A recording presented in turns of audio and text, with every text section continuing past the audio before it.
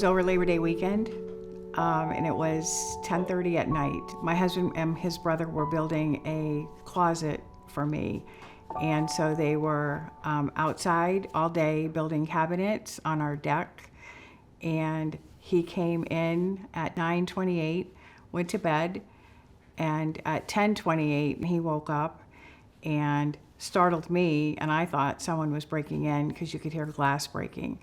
And he yelled for me to get my brother-in-law out of the house, and there was a fire.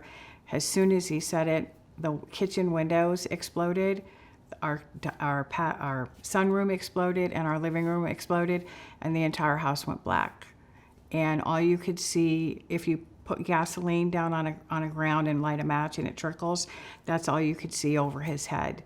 Everything was black, and then the smoke detectors went off, the alarms went off, and I yelled for my brother-in-law to get down, and he was coming out. We have a home security camera on the front porch. On the video itself of us, you see my husband running out first because he thinks he's gonna stop the fire, and then me running out. Now, we were sleeping, we were sound asleep, so I literally have my bathrobe and my watch on. I didn't get my glasses, my contacts. I can't see very well. And then my brother-in-law coming off. And he was gonna go back in the house to get his wallet, and when he went to hit the door was too hot. So he decides to leave, and when he steps off the stairs, after 10 seconds, you'll see the windows explode and the house inside explodes and flash over. That's how fast it was. You don't realize that the house is gonna go down until you get to the street. And then you turn around and there's fire coming out of I didn't think it was as bad as it was. I thought, okay, we're gonna have a lot of cleanup to do. And never in my wildest imagination did I ever think that it was gonna be all gone the next morning. Never.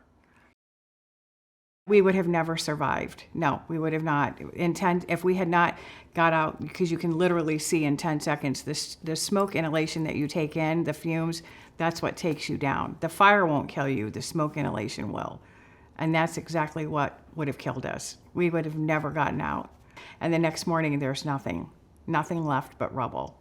I lost all my memories, our wedding pictures, our kids' pictures, Christmas ornaments, your heirlooms that you had. Everything you own is gone in a flash. You have nothing left, but you have your life. You are not a fire, we were extremely lucky because I've been around fire victims. And I know what it's like to be a fire victim. So we were extremely lucky that I didn't have to bury my husband didn't have to bury me, and our friends and family didn't have to bury us. But it's traumatic. You couldn't speak to me for the first 4 months. I was on medication. You can't sleep, you couldn't even talk to me. All I did was cry. It was because you just can't believe it's happening to you. But we're here to talk about it, to teach people, what to do. We did everything we were not supposed to do. We went out towards the fire.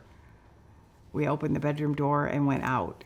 Literally went out, and when the windows exploded, it could have literally taken us down at that point. It doesn't care who you are. I mean, I can remember like 3 days after the fire, I had 700 text messages on my phone, and I couldn't even read them. I got overwhelmed, and I just couldn't even read. I had phone calls, he had phone calls, and to have our home burn was devastating for him. So for me to watch him, that was hard. That was very hard for me. I just couldn't function for almost like 3 months. All I did was cry, and my husband, he's very strong, and we have to move on, we have to rebuild, and so we try to do that. You go in and you try to pick things out, you get overwhelmed. I go into a store and we picked out because we're rebuilding. I went into the store, we picked out flooring, cabinets, counters, and we walked out, and he looked at me and he goes, "You don't like anything you just picked out?" Nope, I didn't. And I started crying. We went to try to find housing. There's no housing to rent. There's no housing to buy. So we're in a hotel, and you process the fact that now you don't have a home. I shut everything off. I don't leave anything on. I don't sleep. I panic if my remote on my phone, when I charge it, if it's the least bit warm, I throw it away.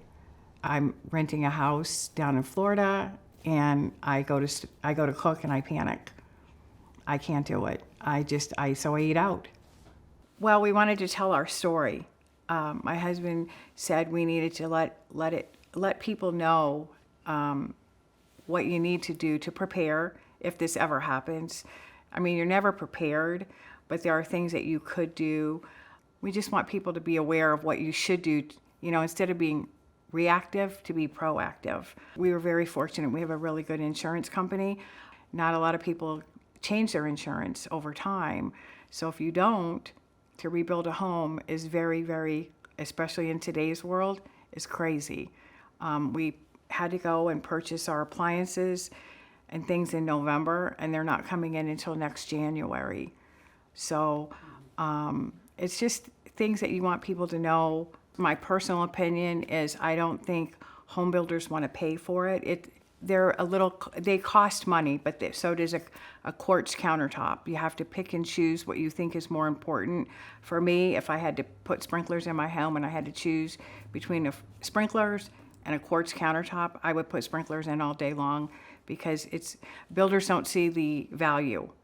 And I know that firsthand, because when James and I were building a home in Florida, we just went to look at a builder. I asked the home builder, I said, "Do you offer fire sprinklers?" And he goes, "You don't need fire sprinklers." And I go, "We don't?" And he said, "No." He goes, "You have smoke detectors." And that just made my blood boil, because that doesn't work. No, I know that now, even more so, but I knew it then. And the guy just looked at James, and James goes, "Everyone should have the opportunity to have sprinklers." And he goes, "Well, we don't offer them." So we walked out, which is what everyone should do. Find a builder that will put sprinklers in, because having sprinklers is extremely, extremely important in any home. It's just the right thing to do. It's to save lives. Everyone should have the right to have their lives saved by having sprinklers. What value do you put on your wife or your husband's life? What value to put on your children's life, your grandchildren's life? There is not a price you can put on that. You protect them in a car, you put seatbelts on. You put them on a bus, you put seatbelts on. You have seatbelts on in a car, put fire sprinklers in your home. Because what you're saying is your life does not matter. Nobody's life matters if you're not willing to consider fire sprinklers. I mean, you can't, there's no price on it. Everyone should be angry. Everyone should, because everyone has children. I mean, you have most double-story homes, children are on this second floor. Everyone should have a plan to get out of their home anyway, regardless if you have sprinklers. But having sprinklers would give you an extra cushion, if you will, and so everyone should have that opportunity. You have to go and you have to be an advocate in your own city, in your own town. Go to your town council. We wrote letters to let fire sprinklers, to put them in. Find a common voices. Find find some place to go and have your voice heard. To say everyone deserves fire sprinklers. It shouldn't be just for somebody that has the avenue to do it. Like, we're going to have fire sprinklers in our home. And unless we had found a good builder, we would be at the same way we are now. We would probably have fire extinguishers in every room. But it's not the same as having fire sprinklers. It's just not at all. If you could see a side-by-side fire burn, you would see the value. You would see it. What you would see is a room being put on fire, and then you would see a sprinklered room, and they would set them off together, and you would see in a matter of seconds the sprinkler going off, putting the fire out, and that fire just engulfed. That's the difference. So yes, there is a huge difference to having fire sprinklers. I remember that when I went to the vote in Minneapolis. I don't remember the year of it. It was like 2009. They were passing sprinklers in regulation, and the woman that I remember at the end, like most of the people were saying, no, you don't need him, you don't need it. And this woman got up, and her builder did offer her sprinklers. And she said, I had the choice of choosing fire sprinklers or a quartz countertop for my counter in my kitchen.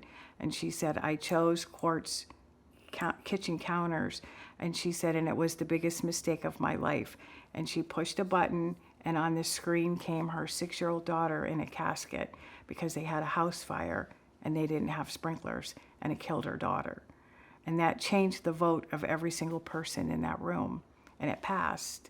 And I just remember looking up on that screen and seeing that 6-year-old little girl in that casket, thinking everyone should have the opportunity to have fire sprinklers in their home. Period, end of story.